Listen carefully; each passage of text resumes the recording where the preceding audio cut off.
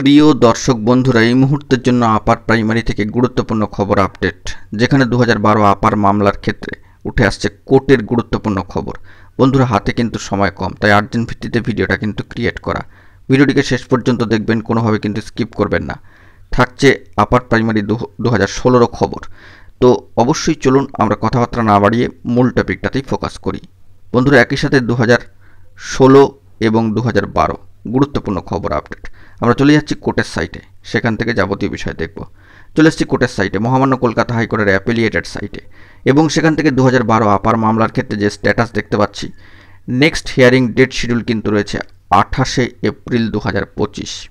হাতে কিন্তু আর মাত্র 7টা দিন বাকি, একটি সপ্তাহ অতিক্রান্ত হলেই গুরুত্বপূর্ণ ডেডলাইন কিন্তু রয়েছে কোর্টের সাইটে। অবশ্যই 2012 আপার মামলা, সিঙ্গেল বেঞ্চ অনারেবল জাস্টিস রাই চট্টোপাধ্যায় মহাশয়ের এজলাস, ফিক্সড ম্যাটারে মামলার যে কেস স্ট্যাটাস সেটি আপাতত কিন্তু রয়েছে।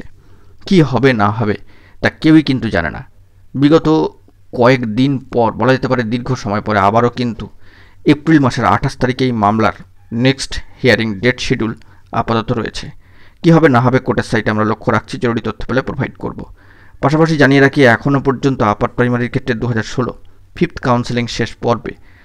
অবশ্যই বন্ধুরা জানিয়ে রাখা দরকার যে পরবর্তী ফেজ কবে হবে, অফিসিয়াল নোটিফিকেশান এখনও পর্যন্ত কিন্তু উঠে আসেনি।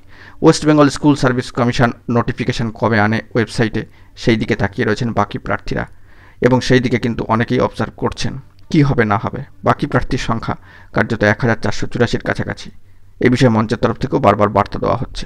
দেখা যাক পরবর্তী ক্ষেত্রে কী আপডেট উঠে আসে। এখন এটুকুই, ভালো থাকবেন, চ্যানেলটিকে সাবস্ক্রাইব করে নিয়ে সঙ্গে থাকবেন। ধন্যবাদ।